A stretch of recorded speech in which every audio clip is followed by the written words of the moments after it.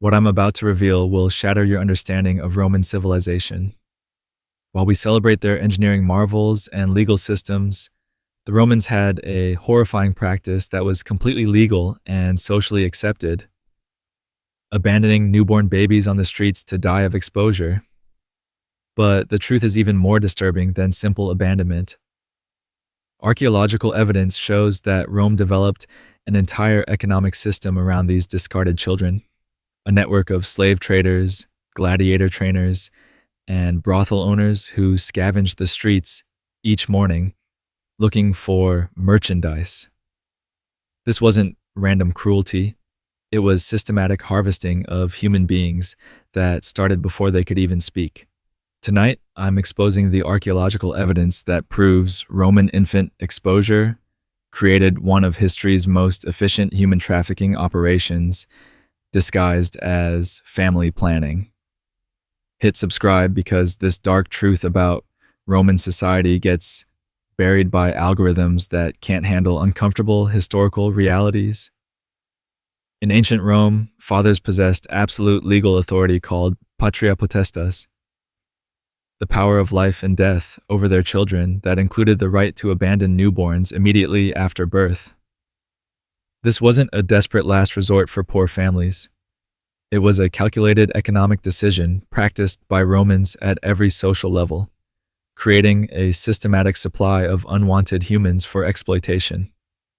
The practice was so common it had its own terminology: expositio, exposure, and specific locations called columna lactaria, nursing pillars, where babies were regularly abandoned. Archaeological evidence from sites like Ashkelon and Hambledon reveals mass infant burials that prove abandonment was an industrial-scale operation, not isolated incidents. Roman law explicitly protected the father's right to reject children for any reason: gender preference, physical defects, economic constraints, or simple inconvenience. Pliny the Elder documented that exposure was considered normal family planning, with babies evaluated like livestock for their potential value before being accepted or discarded. Dr. William Harris from Columbia University's Department of Ancient History analyzed demographic records and estimated that 20–40% of Roman infants were abandoned, creating a massive population of unwanted children who became raw material for Rome's exploitation industries. The selection criteria were brutally practical. Girls were abandoned more frequently because they required dowries and couldn't carry on family names. Babies with visible defects were automatically discarded. Even healthy male infants might be rejected if families already had sufficient heirs or couldn't afford additional children. But the most chilling aspect was the timing. Roman law required exposure decisions within 8 to 10 days of birth, creating a systematic evaluation process where newborns were inspected like merchandise before being either accepted into families or discarded for others to collect. Contemporary sources reveal that abandonment sites were well-known locations regularly monitored by people seeking infants for various purposes. The Tiber River docks, temple steps, and crossroads became predictable supply points where discarded babies could be found each morning. The legal framework supporting the system was sophisticated. Exposed children lost all family rights and became res nullius, things belonging to no one, meaning anyone could claim them as property without legal consequences. This created powerful incentives for systematic collection and exploitation. Seneca described the practice with casual acceptance. We destroy the weak and malformed offspring. It is not anger, but reason that separates the useful from the harmful. This philosophical justification transforms systematic child abandonment into a rational economic policy. The economic calculations were coldly practical. Raising a child to productive age cost substantial resources, while exposing unwanted infants eliminated financial burden while potentially providing them to others who could profit from their labor or bodies. By the height of the Roman Empire, Infant exposure had evolved from family planning into a sophisticated supply chain that fed various exploitation industries with a steady stream of legally ownerless human beings who could be used without restriction or accountability. Every dawn in Roman cities brought what historians now call the morning harvest, systematic collection of abandoned infants by networks of traders, slavers, and entrepreneurs who had turned discarded children into profitable commodities. This wasn't random scavenging. It was organized business with established routes, quality standards, and distribution systems. Archaeological evidence from Pompeii reveals the infrastructure supporting this trade. Certain streets and squares contained permanent fixtures designed for infant abandonment. Stone platforms with drainage systems and sheltered areas where babies could be left and easily collected by those monitoring these locations. The collectors operated in organized teams with specific specializations. Some focused on healthy infants suitable for slave training. Others sought babies with particular physical characteristics for specialized markets. And still others collected any discarded children regardless of condition for the lowest tier exploitation industries. Marcus Crassus, in his business correspondence preserved at Herculaneum, described the economics of infant collection. A healthy male infant collected at dawn can return 10 times the investment within 15 years if properly trained for gladiatorial or sexual service. The initial cost is merely food and basic care. The quality assessment process was immediate and ruthless. Collectors examined each infant for health, physical development, and marketability before deciding whether collection was profitable. Babies deemed unsuitable for any commercial purpose were simply left to die, creating selection pressure that ensured only the most viable infants entered the trafficking system. Different collection networks served different markets. Military trainers sought robust male infants for future soldier slaves. Gladiator schools wanted children who could be shaped into fighters. Brothel operators preferred attractive infants of both genders for long-term sexual exploitation. Wealthy households collected infants for domestic slavery. The timing was crucial. Infants had to be collected within hours of exposure to maximize survival rates and profitability.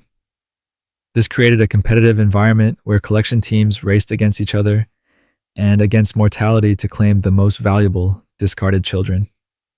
Financial records from Roman slave markets show that exposed infants commanded premium prices specifically because they had no legal identity or family connections that might complicate ownership. These children were completely moldable property that could be shaped for any purpose without external interference. The geographical distribution reveals systematic organization. Collection routes covered all major abandonment sites in coordinated patterns that ensured comprehensive harvesting. No area where infants might be discarded was left unmonitored by some commercial interest. Contemporary accounts describe the efficiency of this system. Seneca noted that abandoned infants rarely remained uncollected for more than a few hours, not from charitable impulses, but because their commercial value made rapid collection profitable. The psychological conditioning began immediately. Collected infants were separated from normal social structures and raised in environments designed to maximize their utility for specific purposes rather than their individual development or well-being. By 50 AD, the morning harvest had become so efficient that infant exposure essentially functioned as a direct pipeline feeding various exploitation industries with legally ownerless humans who could be used without moral or legal constraints. The infants collected from Roman streets weren't simply adopted into loving homes.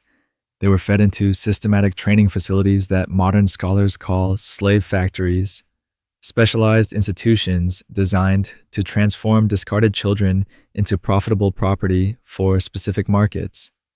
These facilities operated with industrial efficiency, processing thousands of exposed infants into various categories of human merchandise. The largest operations were the Verney farms, rural estates where collected infants were raised specifically to become household slaves.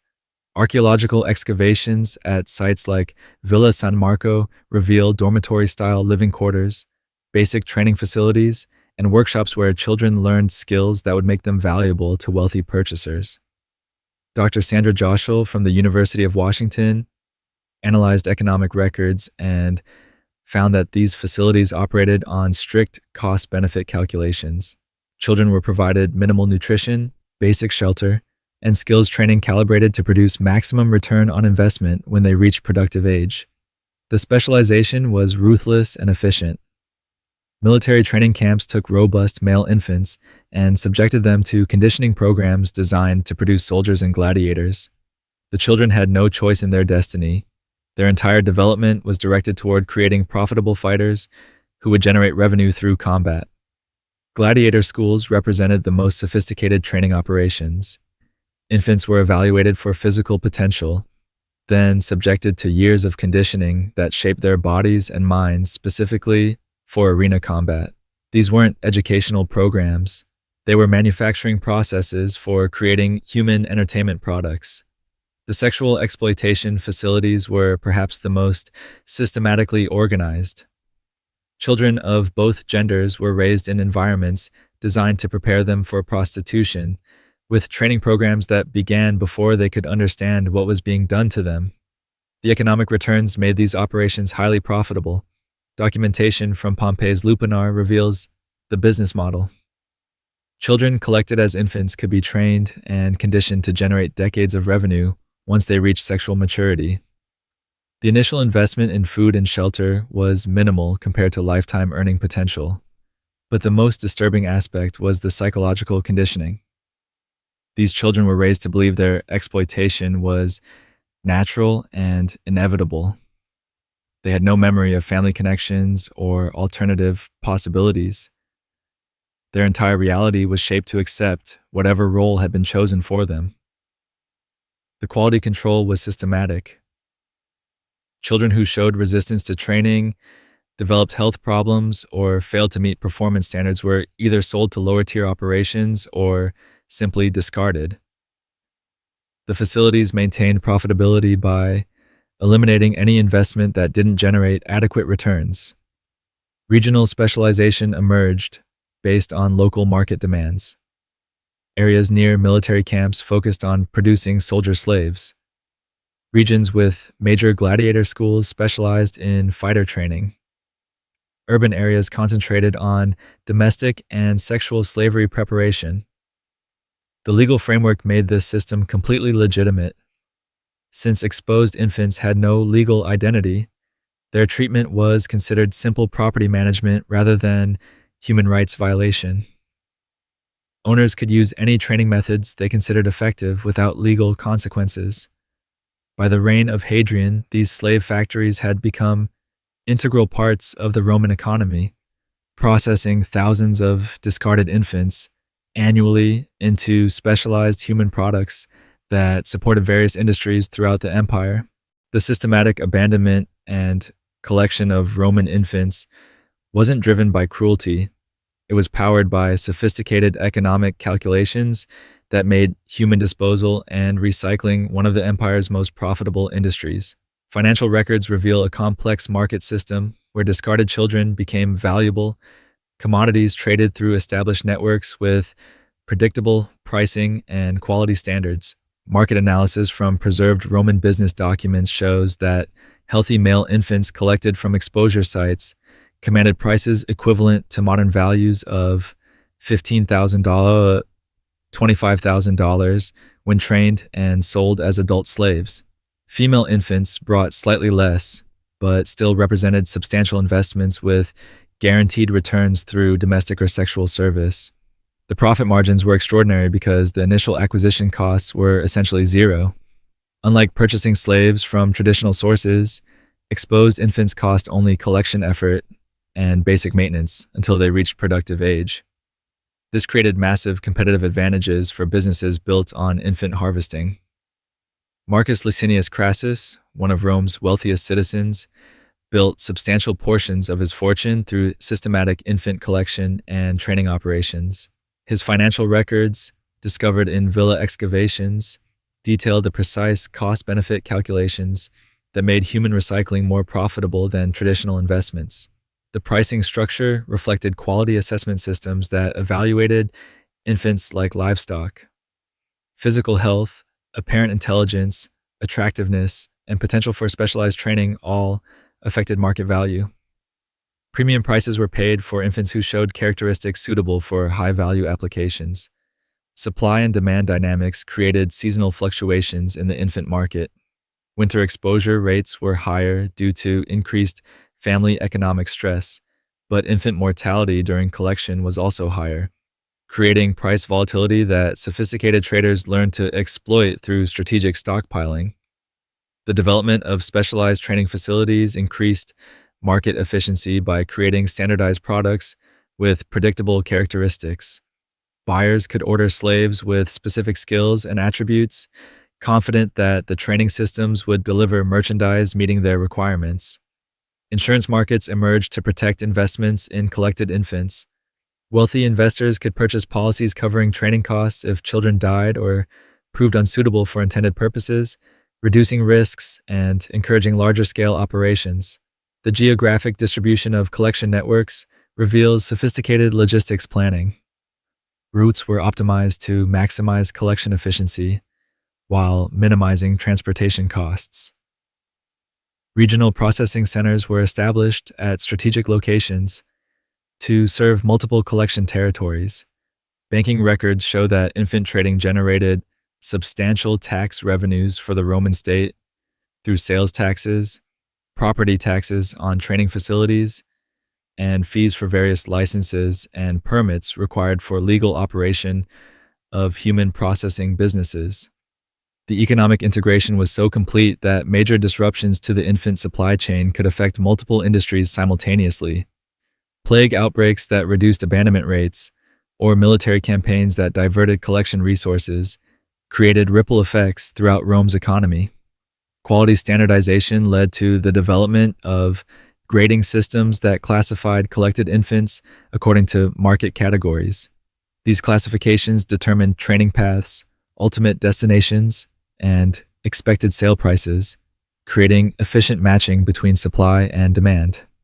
By 100 AD, the economics of infant disposal had become so sophisticated that exposure rates were actually managed to maintain optimal market conditions, with some evidence suggesting that collection networks influenced family abandonment decisions to ensure adequate supply of high-quality merchandise. The systematic exploitation of abandoned Roman infants continued for centuries until the rise of Christianity fundamentally challenged the moral foundations that made infant exposure socially acceptable. But the transition wasn't immediate. It took nearly 300 years of gradual social change to dismantle an economic system that had become integral to Roman civilization.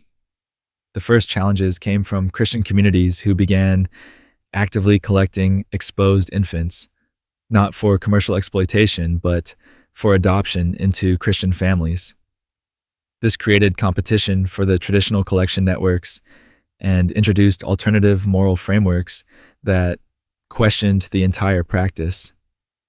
Emperor Constantine's conversion in 312 AD marked the beginning of official opposition to infant exposure, but enforcement was limited because the practice was so economically integrated into Roman society. Dismantling the system required finding alternative labor sources for industries that had depended on processed abandoned children. Archaeological evidence from late Roman sites shows gradual changes in infant burial practices that suggest decreased exposure rates. More infants were being buried with family markers rather than in mass disposal sites, indicating that social attitudes toward unwanted children were slowly changing. But the most significant impact was economic disruption. Industries that had built their business models around free infant labor faced substantial cost increases when they had to purchase slaves from traditional sources or hire free workers. Many operations became unprofitable and closed. The legal changes were gradual but persistent. A series of imperial edicts between 315 and 374 AD progressively restricted the rights of fathers to expose children, created penalties for infant abandonment, and established state support for families struggling with unwanted children. Christian institutions began establishing orphanages and foundling hospitals that provided alternatives to exposure while still removing unwanted children from families. These institutions, while hardly ideal by modern standards, represented significant improvements over the previous system of commercial exploitation. The social transformation reveals how quickly moral frameworks can change when supported by institutional power. Practices that had been considered normal and rational for centuries became viewed as barbaric within a few generations of sustained cultural pressure. Modern archaeological studies continue revealing the scope of Roman infant exposure through excavations that uncover mass burial sites and evidence of systematic collection operations. DNA analysis of remains provides insights into the demographics and origins of the discarded children. The legacy extends beyond ancient history. The Roman model of systematic child exploitation influenced similar practices throughout medieval Europe and colonial periods. Understanding these historical patterns helps identify modern trafficking networks that use similar organizational structures. Contemporary human rights organizations study Roman infant exposure as a case example of how economic incentives can create systematic exploitation that becomes normalized through legal and social frameworks. The patterns of justification, organization, and resistance provide insights relevant to modern anti-trafficking efforts. The psychological impact on Roman society was permanent. A civilization that systematically discarded its most vulnerable members developed cultural attitudes toward human value that influenced legal systems, social relationships, and moral reasoning for centuries after the practice officially ended. Perhaps most importantly, the eventual elimination of infant exposure demonstrates that even deeply entrenched systems of exploitation can be dismantled through sustained moral pressure, legal reform, and the development of alternative institutions that address underlying social needs without sacrificing human dignity. The archaeological record serves as a permanent reminder that civilizations we admire for their achievements in law, engineering, and culture can simultaneously engage in systematic practices that we now recognize as horrific violations of human rights. The systematic abandonment and exploitation of unwanted children in ancient Rome reveals one of history's most disturbing examples of how economic efficiency can completely override human compassion when legal and social frameworks normalize the treatment of vulnerable people as disposable commodities. This isn't just ancient history, it's a case study in how sophisticated civilizations can develop industrial-scale systems for exploiting the most helpless members of society while maintaining social respectability and legal legitimacy. Understanding these patterns is crucial for recognizing similar dynamics in modern trafficking networks. The Roman example proves that practices which seem unthinkably barbaric today can become completely normalized when they serve economic interests and are supported by legal frameworks that dehumanize victims. The transition from acceptance to abolition shows how moral progress requires sustained institutional change rather than just individual enlightenment. Most importantly, the archaeological evidence that continues emerging from Roman sites reminds us that the victims of these systems were real children whose lives were destroyed by social policies that prioritized economic efficiency over human dignity. Their stories deserve to be told and remembered. The eventual elimination of Roman infant exposure demonstrates that even deeply entrenched exploitation systems can be dismantled, but only through coordinated efforts that address economic incentives, legal frameworks, and social attitudes simultaneously. If this investigation into Rome's systematic exploitation of abandoned children opened your eyes to how economic systems can normalize horrific practices, smash that like button and subscribe for more historical investigations that connect ancient patterns to modern human rights issues. Drop a comment telling me what other dark chapter of ancient history you want me to uncover next, because understanding how exploitation becomes normalized isn't just historical curiosity, it's essential knowledge for protecting vulnerable people today.